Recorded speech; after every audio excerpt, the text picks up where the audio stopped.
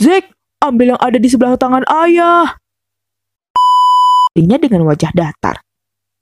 Katakan, apa maumu sekarang? Sudah 2 jubahku ada padamu.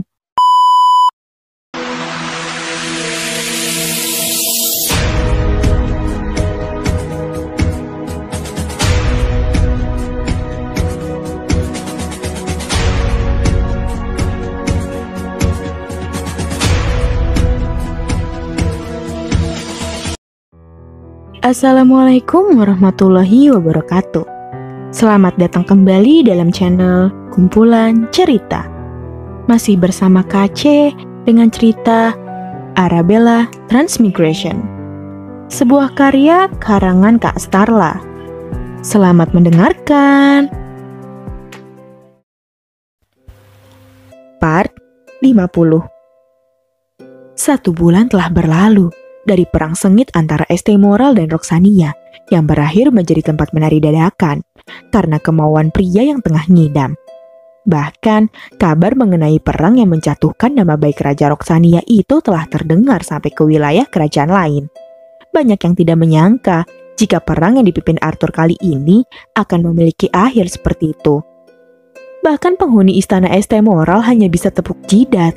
Mereka tidak habis pikir jika di medan perang pun Arthur harus mengalami ngidam.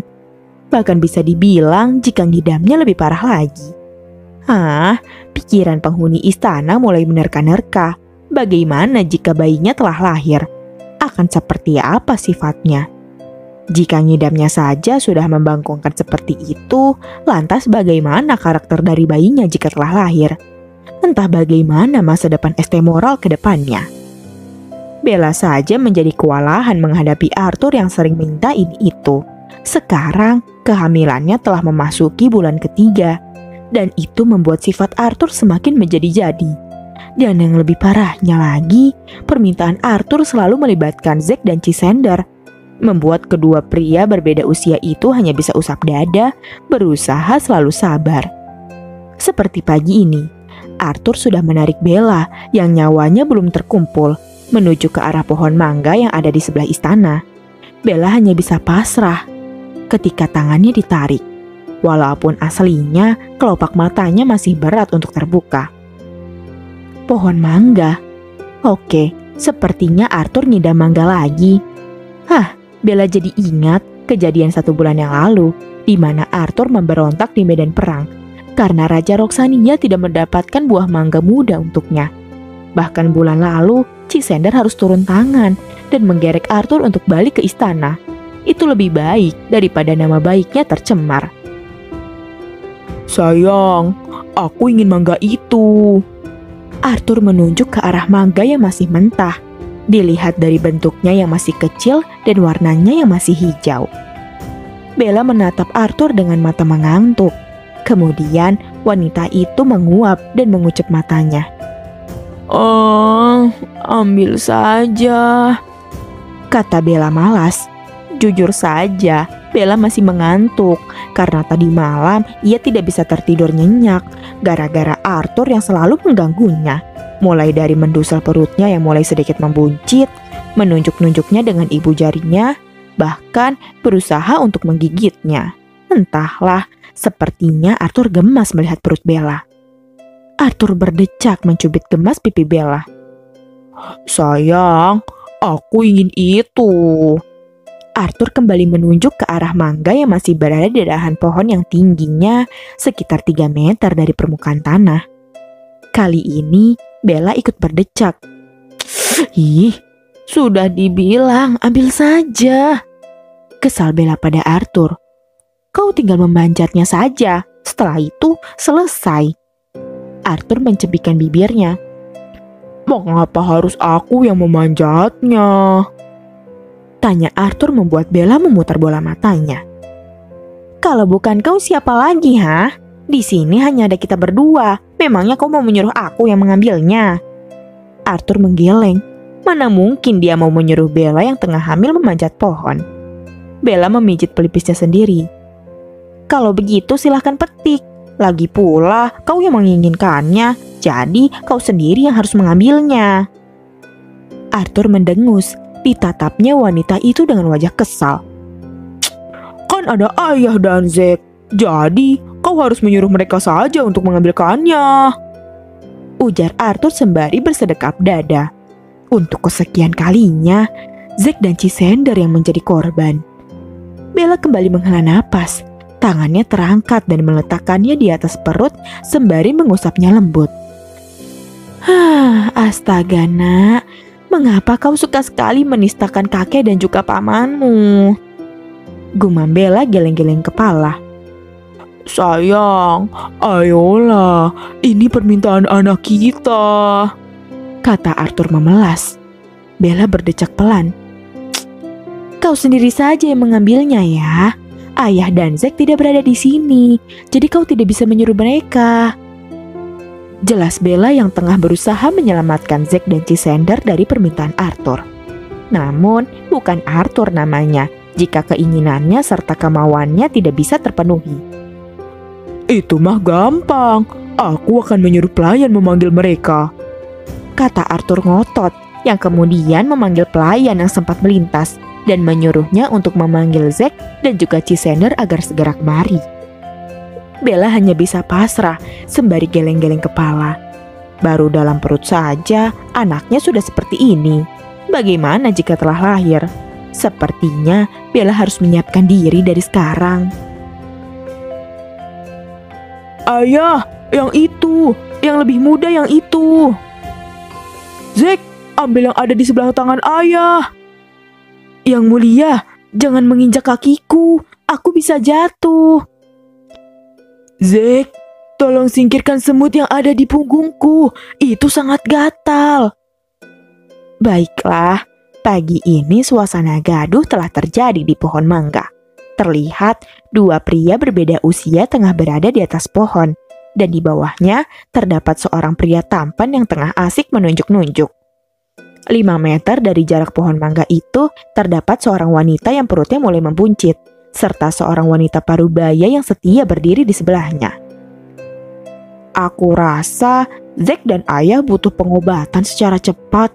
Aku takut jika mental keduanya telah terganggu. Tutur Bella yang masih setia memandangi kegiatan di hadapannya. Kimberly terkekeh. Sepertinya begitu. Timpal Kimberly yang juga tengah menatap kejadian gila di hadapannya. Kemudian, kedua wanita itu terkekeh saat melihat Zack dan Cisander yang tengah menggaruk tubuhnya di atas pohon karena terserang semut merah. Siapa yang menyuruh semut untuk tinggal di pohon ini sih? Kesal Cisander yang tengah menggaruk betisnya dengan sebelah tangan, sedangkan tangan yang lainnya tengah berpegangan di dahan pohon agar tubuhnya tidak terjatuh. Tidak jauh berbeda dengan Cisander, Zack juga tengah menggosokkan punggungnya di batang pohon untuk menghilangkan rasa panas dan gatal akibat gigitan dari semut. Yang mulia, aku sudah tidak sanggup lagi. Ini sungguh menyiksa aku, ujar Zack. Terlihat kening pria itu berkerut saat punggungnya tidak sengaja tergores kasar di batang pohon. Cisander berdecak. Bukan hanya dirimu saja yang tersiksa, tapi aku juga, kata Cisander kesal. Di bawah pohon, Arthur berdecak kesal sembari bersedekap dada. Ditatapnya dengan jengkel ke arah dua pria yang ada di atas pohon itu. Hei, cepat ambilkan. Mengapa kalian hanya mengobrol di atas sana? Ujar Arthur kesal. Cepatlah ambilkan. Aku sudah menginginkannya. Kalian ini lama sekal. Kalau begitu, kau sendiri saja yang mengambilnya. Potong Zack dan Cisander sembari menatap ke arah Arthur dengan tatapan tajam. Arthur mendengus dan balik menatap Zack dan Cisander tajam. Hei, ini keinginan dari calon penerus ST Moral, jadi kalian harus menurutinya, ujar Arthur tajam. Cisander menggeram. Zack, tolong ingatkan aku jika calon penerus ST Moral itu adalah cucuku.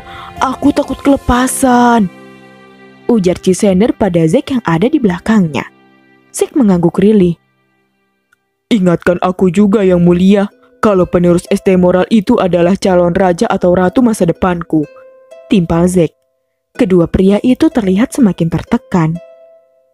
Heh, Mengapa diam lagi? Cepat segera ambilkan. Ayah, itu yang ada di atas kepalamu. Langsung petik saja. Kau juga, Zack, yang ada di sebelah kananmu. Petik juga. Sabarlah. Arthur berdecak kesal. Kemudian matanya melotot saat 2 buah mangga menghantam kepalanya secara bergantian. Ah, kepalaku. Ringis Arthur sembari mengusap kepalanya yang menjadi sasaran empuk dari 2 buah mangga. Di atas pohon, Cisander menghela napas. Zack, setidaknya itu mengurangi kekesalanku, ujar Cisander. Zack mengangguk. Aku juga yang mulia.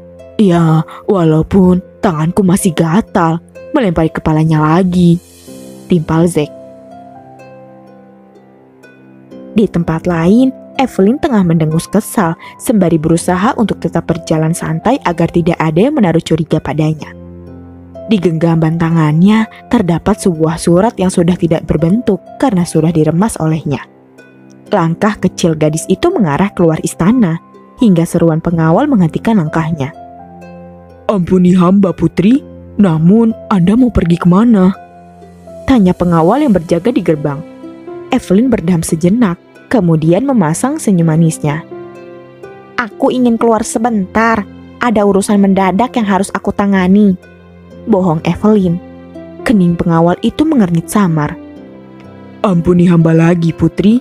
Apakah Anda akan pergi sendiri tanpa pengawal? Tanya pengawal itu saat tidak melihat dayang atau prajurit yang mengikuti Evelyn. Evelyn kembali berdeham. Surat di genggaman tangannya semakin diremas. Aku ingin pergi sendiri karena ada urusan pribadi yang harus aku selesaikan. Kalian tenang saja, aku akan baik-baik saja.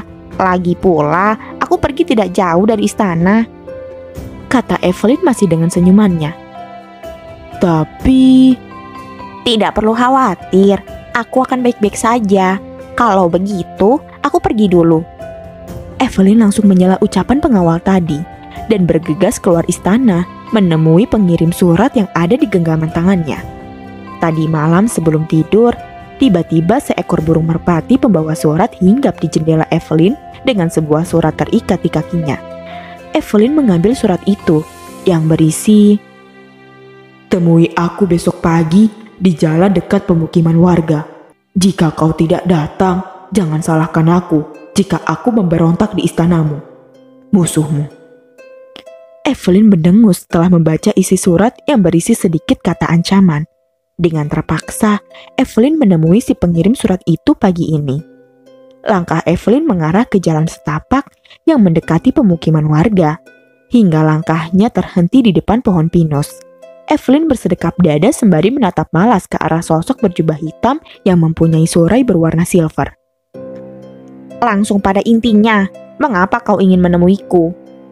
Tanya Evelyn to the point. Pria itu mendatarkan wajahnya, matanya mendelik melihat penampilan Evelyn yang memamerkan bahu mulusnya. Memang saat ini, Evelyn memakai gaun berwarna pastel dengan bagian terbuka di area bahu.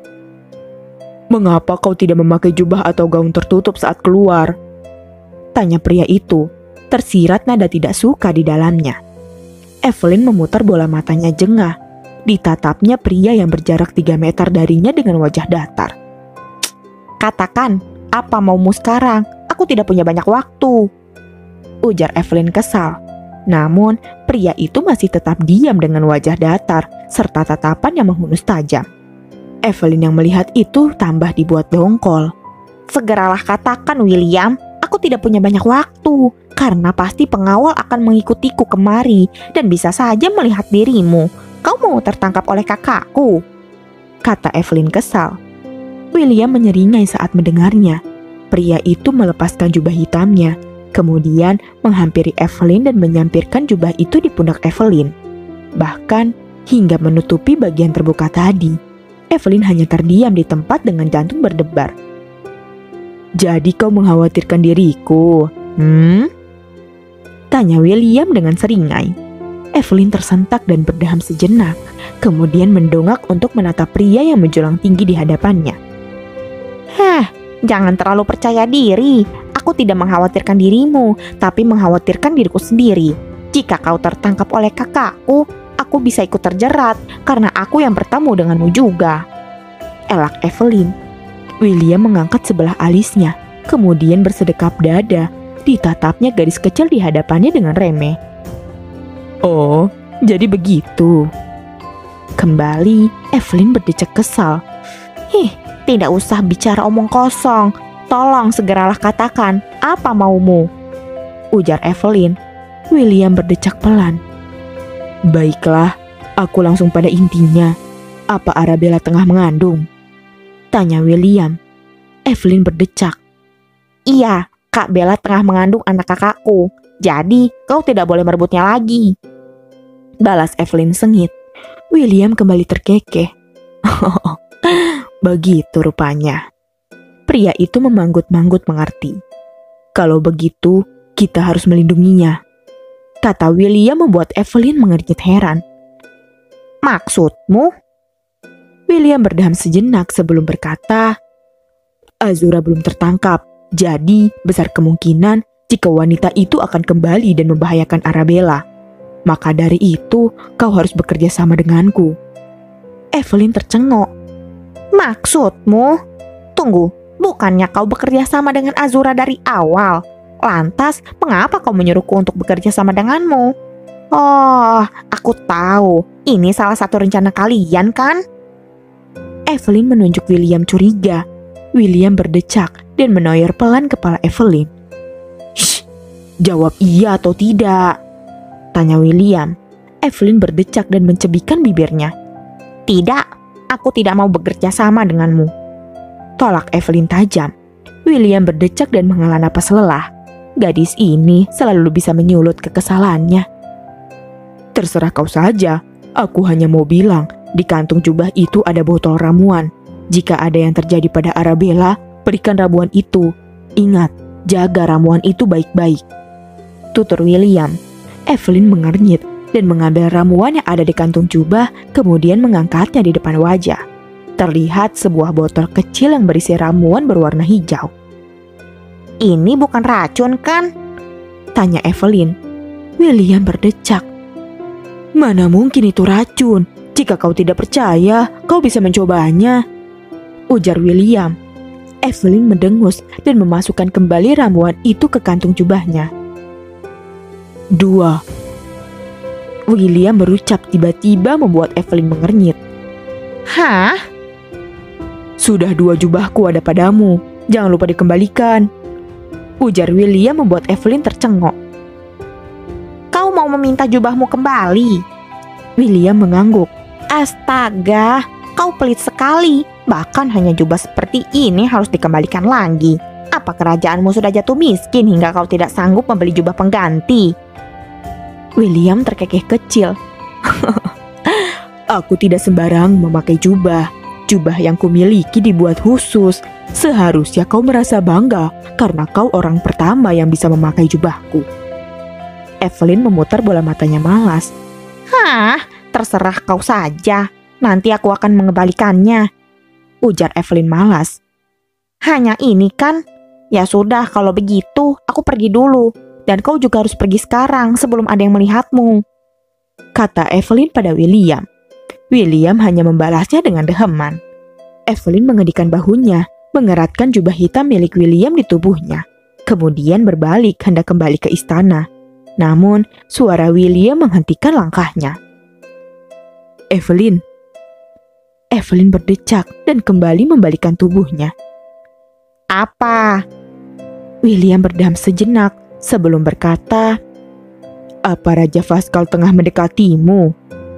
Evelyn mengangkat sebelah alisnya. Bagaimana kau bisa tahu? Tanya Evelyn heran. Mengapa William bisa mengetahui kejadian di istananya? Bahkan William terlihat gampang saat memasuki wilayahnya. Apa William memiliki mata-mata di sini? William berdecak. Jawab saja, kata William kesal. Evelyn menganggukkan kepalanya, karena memang benar jika Lee tengah mendekatinya. Iya, itu benar, kata Evelyn. William menggeram. Kalau begitu, kau harus menjauhinya. Loh, kenapa? Aku tidak suka. Cukup sekian part kali ini. KC akan kembali dengan part selanjutnya.